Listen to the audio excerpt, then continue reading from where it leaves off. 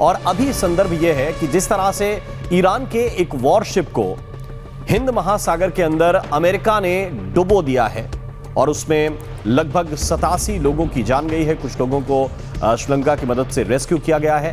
क्या ये सही हुआ है? उसको कोई दिक्कत आती है तो वो मदद मांग सकता है, और जो भी आसपास के चाहे पानी में जहाज ही क्यों ना हो, चाहे वो भी आ सकते हैं, या कोई शोर पे होंगे या एयर एसेट्स होंगे उस देश के, जो पास का देश है, वो ज़रूर मदद के लिए आएगा। टॉर्पिडो एक रॉकेट या मिसाइल की तरह है जो हवा की जगह पानी के अंदर चलता है। तो जो टॉर्पिडो है वो एक सबमरीन से, उसके अंदर ट्यूब्स रहती हैं, 12, 16, 18 ट्यूब्स होती हैं, जिसके अंदर से टॉर्पिडो को छोड़ा जाता है और वो जाकर दो तरीके के टारगेट्स को हिट कर सकती है। सबमरीन से दूसरी सबमरीन पे मार कर सकती है पानी के नीचे, और सबमरीन से एक जहाज के ऊपर, जैसे ईरानियन जहाज को मारा, उसके ऊपर हिट कर सकती है। नमस्कार, प्रणाम, मेरा नाम है राम और आप देख रहे हैं रिपब्लिक भारत का डिजिटल प्लेटफॉर्म। और आज मेरे साथ बहुत ही खास मेहमान हैं। मेरे साथ हैं कमांडर राजीव सरदाना जी, भारतीय नेवी के जाने माने अधिकारी और डिफेंस एक्सपर्ट।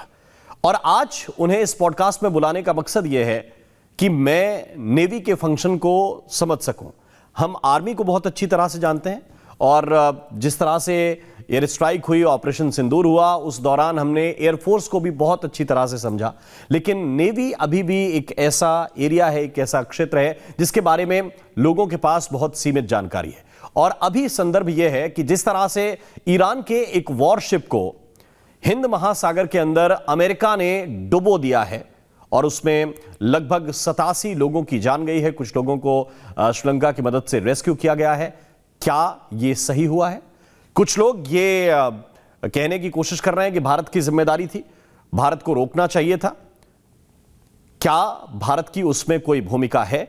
ये समझने के लिए कमांडर राजीव सरदाना जी हमारे साथ हैं। सरदाना सर, बहुत बहुत स्वागत है आपका रिपब्लिक भारत पर। और मैं आपसे ये पूछना चाहता हूं, समझना चाहता हूं कि भारत की नेवी की हदें क्या हैं। और पहला थोड़ा दर्शकों को यह समझाइए, क्योंकि लोग हिंद महासागर या इंडियन ओशन अंग्रेजी में सुनते हैं, ये सारा का सारा ओशन इंडिया का है या कुछ हिस्सा इंडिया का है? देखिए, हर देश के आसपास की जो वाटर्स होते हैं वो उसकी अपनी जोन होती है। तो ये जो इंडियन ओशन नाम दिया गया है वो हिंद महासागर का नाम है, उसके अंदर हमारा दबदबा नहीं है। ये जो जगह थी, जो जहाज़ था ईरान का, ये एक इंटरनेशनल वाटर्स में था, श्रीलंका से भी दूर था, भारत से 300 किलोमीटर दूर था ये रामेश्वरम से। तो बात ये है कि हुआ इस किस संदर्भ में ये जो अटैक हुआ, पहले मैं इसकी आपकी भूमिका देता हूँ जी। भारत में मिलान या इंटरनेशनल फ्लीट रिव्यू के अंतर्गत विशाखापट्टनम में नेवल एक्सरसाइज हो रही थी, जिसमें 70 से भी ज़्यादा देशों की नेवी आई हुई थी, फ्रेंडली नेशंस की भी, और जो हमारे बाकी वर्ल्ड की कंट्रीज हैं, शोइंग द फ्लैग कहते हैं उसके लिए, उसके लिए और एक डिस्प्ले के तरीके से आई हुई थी। तो एक बहुत ही अच्छा माहौल था कि एक इंटरनेशनल कॉन्फ्रेंस कह लीजिए, जहाज़ों की थी, नेवीज की थी, और जिसके अंदर वो एक साथ ऑपरेट करते हैं, इंटरऑपरेट करते हैं और पूरे विश्व को दिखाते हैं कि कैसे दूसरे देशों के साथ हम इंटरेक्ट करते हैं, क्योंकि हर एक देश की नेवी एक उसकी डिप्लोमेटिक आर्म भी है, एक डिप्लोमेसी में भी इस्तेमाल की जाती है नेवी। तो ये जो जहाज़ थे, जब उसके बाद ख़त्म होने के बाद जब वे वापस जा रहे थे, उनमें से एक जहाज़ श्रीलंका से कुछ दूर था, जब उसको सुबह के समय एक अमेरिकन न्यूक्लियर सबमरीन ने अटैक किया और उसको डुबो दिया गया। अब हमें समझना होगा कि न्यूक्लियर सबमरीन के अंदर क्या क्या हथियार रहते हैं और वो किस तरीके से एक जहाज़ को मार सकती है, उस पर जाएंगे सर। लेकिन पहली जो जानकारी है, जो मीडिया रिपोर्ट्स हैं, कि 40 नॉटिकल माइल्स श्रीलंका से भी दूर था। उनकी सरकार ने भी कहा है कि यह हमारे EEZ के अंदर नहीं था, एक्सक्लूसिव इकोनॉमिक जो जोन है उसके अंदर नहीं था। ऐसी स्थिति में क्या भूमिका रहती है किसी भी देश की? मसलन आप किसी वॉरशिप के अंदर ट्रेवल कर रहे हैं या आप उसके कमांडर हैं, तो वो भूमिका, आप मदद मांगते हैं किसी से, आपको लगता है कि हमला होने वाला है, कोई इस तरह की जानकारी होती है, या फिर अचानक हमला हुआ, आपके पास किसी से संपर्क करने का समय भी नहीं होता?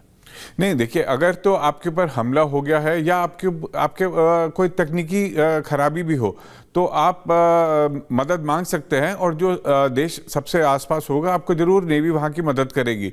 जैसे आप देख रहे हैं दूसरा वाला जो जहाज जो कोच्चि में आ गया है ईरानियन नेवी का, भारत ने उसको पनाह दी है, उनके क्रू को पनाह दी है, और जब तक वो उसकी मरम्मत नहीं हो जाएगी, ठीक नहीं हो जाएगा, सी वर्दी नहीं हो जाएगा, तो उसे इंडिया में रहने दिया जाएगा। तो वो हर देश का जो भी इंटरनेशनल जहाज है जिस भी एरिया से गुजर रहा है, अगर उसको कोई दिक्कत आती है तो वो मदद मांग सकता है, और जो भी आसपास के चाहे पानी में जहाज ही क्यों ना हो, चाहे वो भी आ सकते हैं, या कोई शोर पे होंगे, या एयर एसेट्स होंगे उस देश के, जो पास का देश है, वो जरूर मदद के लिए आएगा।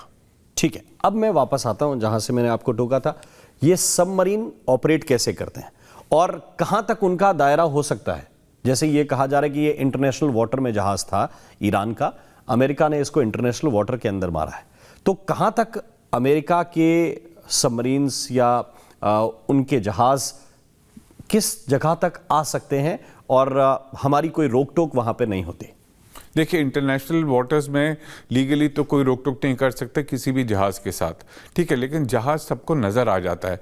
जो सबमरीन है या पनडुब्बी है, पनडुब्बी एक ऐसी चीज़ है जैसे हम बोलते हैं it is a needle in a haystack, कि आप उसको ढूंढ ही नहीं सकते हैं। तो एक दो तरीके की पनडुब्बियाँ होती हैं, एक है न्यूक्लियर सबमरीन्स और दूसरी हैं डीजल इलेक्ट्रिक सबमरीन्स। भारत के पास न्यूक्लियर सबमरीन्स भी हैं और डीजल इलेक्ट्रिक सबमरीन्स भी हैं, वेयरएज जो अमेरिका है, अमेरिका के पास डीजल इलेक्ट्रिक सबमरीन्स नहीं है, उनके पास सिर्फ न्यूक्लियर सबमरीन्स है। तो इन दोनों में फ़र्क क्या रहता है? जो डीजल इलेक्ट्रिक सबमरीन होती है, इसका क्रू करीब 50 से 60 लोगों का होता है, दूसरा ये डीजल इंजन से चलती हैं, तो इन्हें इंजन चलाने, जो इंजन है उससे बैटरी को चार्ज किया जाता है, और एक दिन में कम से कम 5 से 6 घंटे के लिए सबमरीन सतह के पास आती है, जिससे वो पेरिस्कोप निकालती है, हवा आसमान से लेती है, अपने इंजन को चलाती है और बैटरी को चार्ज करती है, फिर उसके बाद 18 से 20 घंटे के लिए पानी में चली जाती है। तो इसको अपना प्रोपल्शन के लिए, आगे बढ़ने के लिए, पावर के लिए, इसको हर 18 से 20 घंटे के बाद 5-6 घंटे के लिए पेरिस्कोप डेप्थ तक आना पड़ता है। तो दूसरी हो गई इसकी ये खूबी। तीसरी है कि इसके अंदर पानी की कमी रहती है, पीने के पानी की, नहाने के पानी के लिए, तो वो सब चीज़ें, और फूड की रिस्ट्रिक्शन है। तो ये 45 से 50 दिन ही समुद्र में रह सकती है, फिर इसका तेल खत्म हो जाता है, पानी खत्म हो जाता है, राशन खत्म हो जाते हैं, और इसे वापस तट पे आना पड़ता है अपने आप को रिफ्यूल करने के लिए और आगे अगले मिशन के जाने के लिए। तो ये हो गई आपकी डीजल इलेक्ट्रिक सबमरीन। अब इसके जो विपरीत है, दूसरी जो है उसको बोलते हैं न्यूक्लियर सबमरीन। न्यूक्लियर सबमरीन का मतलब ये नहीं कि उसके अंदर न्यूक्लियर हथियार है। न्यूक्लियर सबमरीन के अंदर मतलब ये है कि उसकी जो प्रपल्शन है वो न्यूक्लियर फ्यूल से चल रही है, तो उसके अंदर एक न्यूक्लियर रिएक्टर है। तो वो न्यूक्लियर रिएक्टर, अगर वो पनडुब्बी गई है समुद्र में किसी मिशन के लिए, तो कम से कम 6 महीने रह सकती है। क्यों? क्योंकि उसके अंदर जो ईंधन है, ईंधन तो अगले 10 साल तक खत्म नहीं होना, क्योंकि अंदर न्यूक्लियर रिएक्टर है। उसके अंदर क्योंकि रिएक्टर है तो उसके अंदर टर्बाइन्स हैं, उसके अंदर भाप बन रही है, पानी है, तो पानी की कोई आवश्यक कमी नहीं होने वाली, तो अगले 6 महीने तक पानी भी है। राशन, और ये साइज में काफ़ी बड़ी होती है क्योंकि इसके अंदर एक न्यूक्लियर रिएक्टर भी है। तो हालांकि छोटा रिएक्टर होता है, लेकिन उसके अंदर इतनी जगह है कि आप कंफर्टेबली 6 महीने तक रह सकते हैं।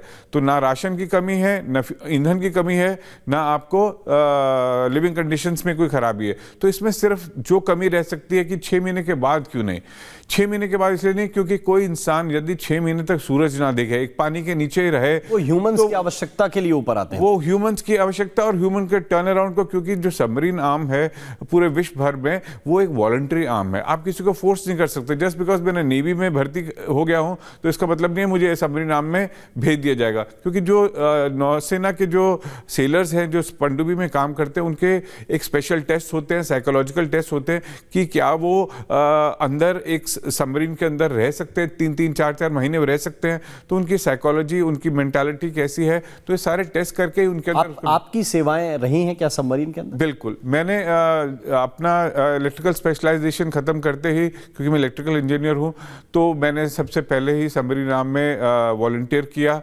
और हालांकि वॉलंटियरिंग सिर्फ 5 साल के लिए होती है, लेकिन जो इस आर्म में चला जाता है फिर वो सबमरीन आर्म जब तक नेवी नहीं छोड़ता वो सबमरीन आर्म में ही रहता है। क्योंकि जो डॉल्फिन का बैच इन्हें हमें जैसे मिलता है, आप देखते होंगे पैराट्रूपर्स को अलग होता है, मरीन कमांडोज के अलग होते हैं, इन्फेंट्री के अलग होते हैं। सबमरीनर्स का एक बैच होता है डॉल्फिन, तो जो डॉल्फिन बैच हम पहनते हैं वो हम कहते हैं कि वो हमारे यूनिफॉर्म पे नहीं, हमारी छाती पे लगाए, तो वो एक ज़िंदगी भर के लिए कितने साल आप एक सबमरीनर के तौर पर रहे? मैं जब से 97 से ज्वाइन किया और 2015 में तब तक छोड़ा, तो मैं सबमरीन नाम में ही रहा। पहले मैं जो डीजल इलेक्ट्रिक सबमरीन्स में रहा, ऑपरेट किए। फिर भारत ने जो अपनी न्यूक्लियर सबमरीन्स बनाई और उनके रिपेयर के लिए, और एक हमने जो चक्रा हम रशिया से हमने लीज पे ली, तो अब भारत में उसका फर्स्ट लाइन मेंटेनेंस हो, रिपेयर हो, उसकी ट्रेनिंग के लिए मैं भारत के एक दस्ते के साथ रशिया गया और वहाँ से तकनीक हमने सीखी और आके इंडिया में अब अपनी न्यूक्लियर सबमरीन्स की भी रिपेयर करते हैं, और अब तो खैर अपनी बना भी रहे हैं। तो हमारी अभी तीसरी न्यूक्लियर सबमरीन भारत की आने वाली है। अब मुझे एक बात बताइए, अब तो ये क्लियर हो गया कि आपने सारी सर्विस ही सबमरीन के अंदर की है, तो मुझे ये बताइए कि ये कैसे ऑपरेट करते हैं, ख़ास तौर पर अगर ईरान के वॉरशिप से जोड़ के इसके देखें कि अगर आपके कमांडर्स ने आपको ऑर्डर दिया है कि आप इसको हिट करेंगे, इस जहाज़ को आप डुबोएंगे, तो कैसे ऑपरेट हुआ होगा ये अमेरिका का जो हमला है? बिल्कुल, देखिए जो अमेरिकन न्यूक्लियर सबमरीन है उसके अंदर जो आई, क्योंकि कौन सी आई वो तो हमें नहीं मालूम है, ना ही शायद कभी वो बात बाहर भी आएगी। तो एक सबमरीन के अंदर किस तरीके के हथियार होते हैं, तो पहली बात जो आप सुन रहे हैं वो है टॉर्पिडो। टॉर्पिडो एक रॉकेट या मिसाइल की तरह है जो हवा की जगह पानी के अंदर चलता है। तो जो टॉर्पिडो है वो एक सबमरीन से, उसके अंदर ट्यूब्स रहती हैं, 12, 16, 18 ट्यूब्स होती हैं, जिसके अंदर से टॉर्पिडो को छोड़ा जाता है और वो जाकर दो तरीके के टारगेट्स को हिट कर सकती है। सबमरीन से दूसरी सबमरीन पे मार कर सकती है पानी के नीचे, और सबमरीन से एक जहाज के ऊपर, जैसे ईरानियन जहाज को मारा, उसके ऊपर हिट कर सकती है। तो ये तो हो गया आपका पहला हथियार, टॉर्पिडो। दूसरा हथियार क्या होता है एक सबमरीन के अंदर? दूसरा हथियार होता है माइंस।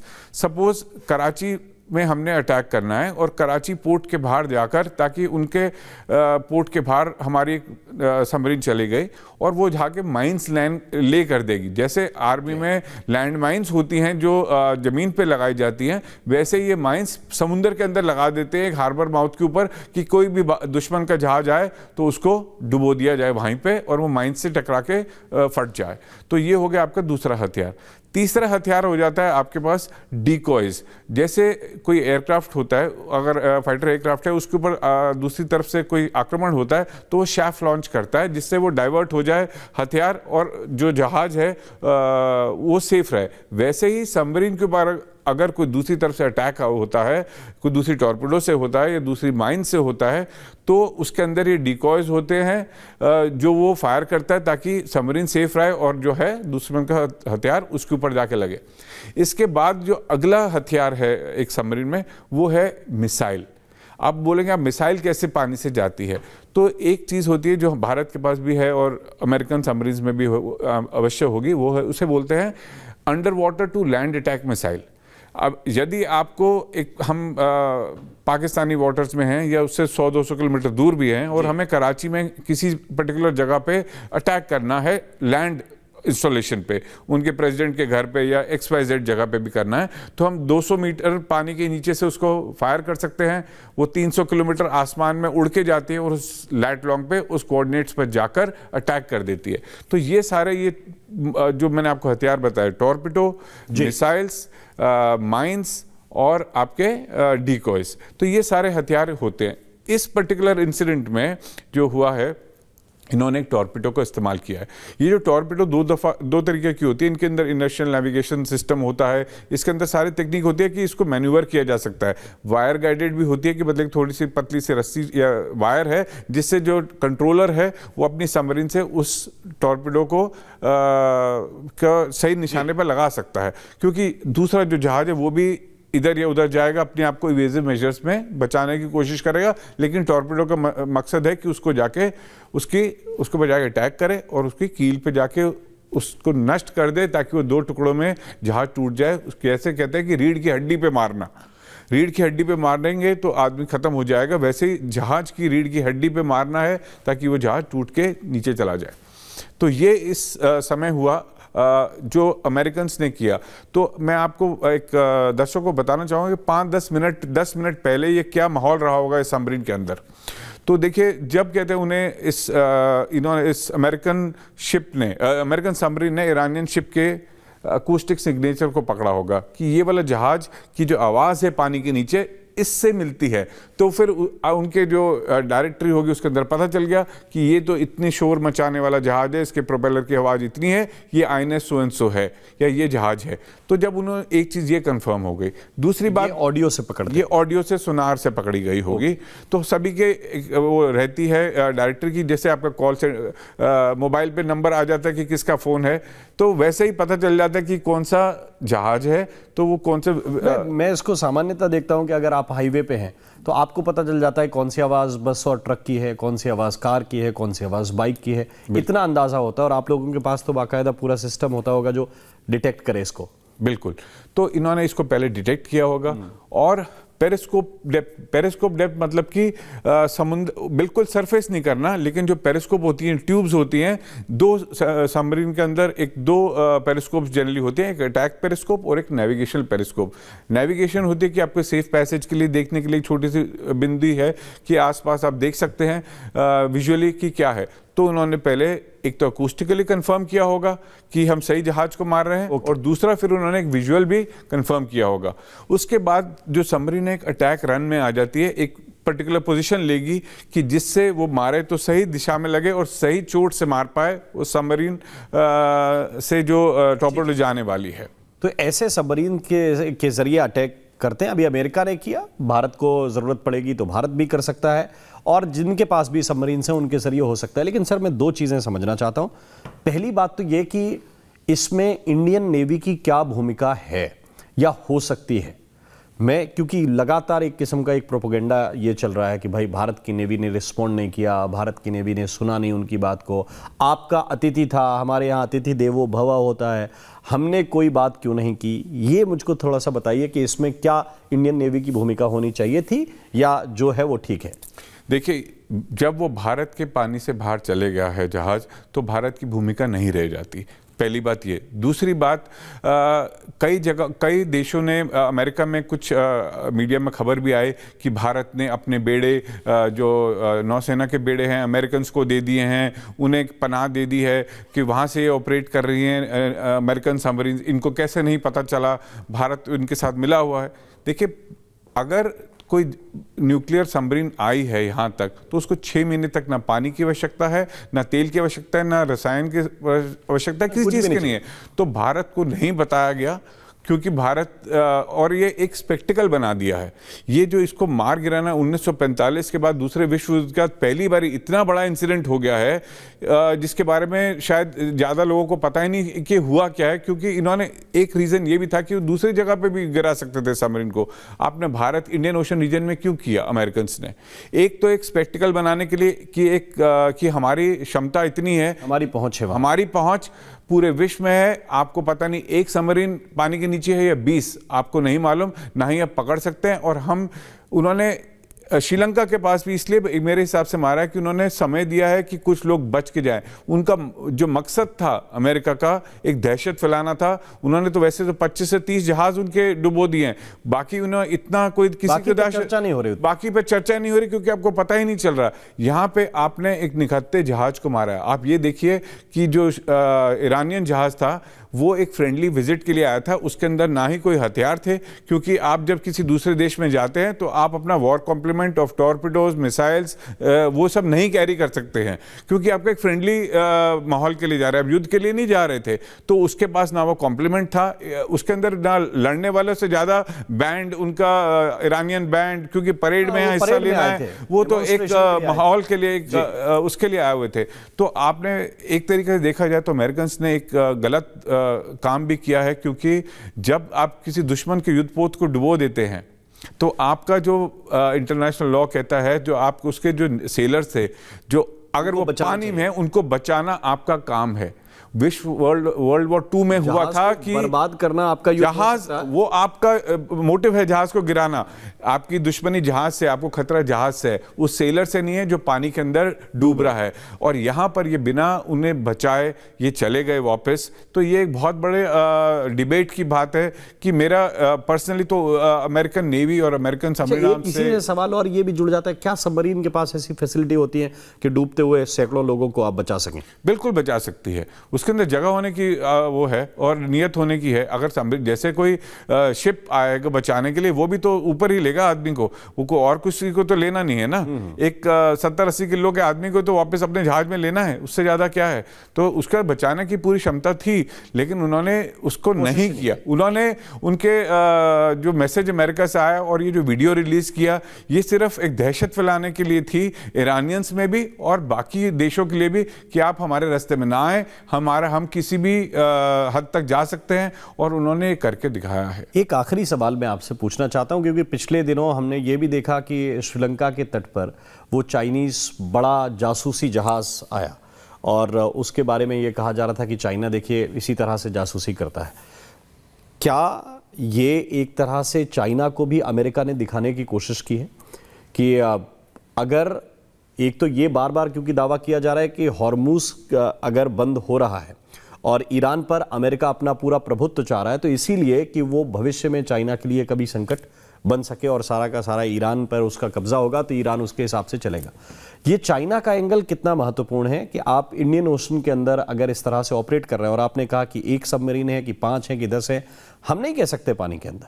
बिल्कुल। तो ये क्या वो ताकत दिखाने की भी कोशिश है चीन को भी कि भाई हमारी यहां तक पहुंच है और आप देख लीजिए? मेरे तो कहना है कि पूरे विश्व में 6 ही देश हैं जो न्यूक्लियर सबमरीन चलाते हैं। तो इन्होंने जो मैसेज देने की कोशिश की है, सिर्फ चाइना को नहीं, रशिया को भी, कि हम, और सिर्फ ये मैसेज नहीं दिया कि हम कहीं पर भी ऑपरेट कर सकते हैं, हम कहीं पर भी मार गिरा सकते हैं। बाकी किसी देश ने 1945 का इतनी हिम्मत नहीं की कि अपने पनडुब्बी को, जो एक स्ट्रैटेजिक वेपन है, जो थर्ड आर्म, जो कहते हैं ना शिव जी की तीसरी आंख है, कि जब सब कुछ भी विध्वंस हो जाएगा, खत्म हो जाएगा, फिर भी सबमरीन को कुछ नहीं होगा, पानी के नीचे से आपके दूसरे देश को खत्म कर सकती है, क्योंकि उसके अंदर under water to land attack missiles है। तो ये एक सिर्फ सैनिकों को मारना और एक ईरानी जहाज को गिराना नहीं था, पूरे विश्व को दिखाने के लिए था अमेरिका का कि हमारे पास पनडुब्बियां हैं और हम चला सकते हैं और हम चला देंगे अगली बार भी, ना कि सिर्फ ईरान के थ्रू अगेंस्ट, हम किसी के अगेंस्ट भी चला देंगे। तो ये इन्होंने एक बहुत बड़ा अपना शक्ति प्रदर्शन किया है, भले ही गलत कुछ लोग जरूर कहें। नहीं, नैतिक रूप से आप कह रहे हैं गलत है। इसके बाद जो वॉर की एक जरूरी युद्ध के नियम है उनका पालन नहीं किया गया कि आपने सेलर्स को बचाने के लिए कोई कदम नहीं उठाया। लेकिन दूसरी तरफ ये एक बार फिर से एक अंतिम सवाल के रूप में कि भारत की स्पष्ट भूमिका उस जगह पर कोई नहीं थी, भारत केवल बचाने के लिए आपको जा सकता था। या मैं एक चीज और आपको कह कि आपके यहां आया फिर वापस लौट रहा है मेहमान, तो क्या उसकी सिक्योरिटी देना उस पर्टिकुलर देश की जिम्मेदारी रहती है? अमूमन क्या होता है? नहीं, हमारी रिस्पॉन्सिबिलिटी उसको अपने देश से रवाना करने की हमारे है, वाटर्स तक उतनी ही है। और जब तक वो हमारे वाटर्स में है, हमारी रिस्पॉन्सिबिलिटी हो सकती है, मैं मांग सकता है मदद, अगर बाहर भी जाए तो। लेकिन आप हमारे घर मेहमान थे, खाने पे आए, अब जा रहे हैं, आपका रास्ते में एक्सीडेंट हो जाएगा, तो आप मेहमान को नहीं दोष दे सकते। बिल्कुल, बहुत बहुत शुक्रिया, बहुत बहुत धन्यवाद सरदाना सर हमारे स्टूडियो में आने के लिए और इस पॉडकास्ट का हिस्सा बनने के लिए। मुझे लगता है कि नेवी की बहुत सारी समझ आपकी बेहतर हुई होगी, खासतौर से पनडुब्बियों और सबमरीन को लेकर। बहुत बहुत शुक्रिया, नमस्कार। धन्यवाद।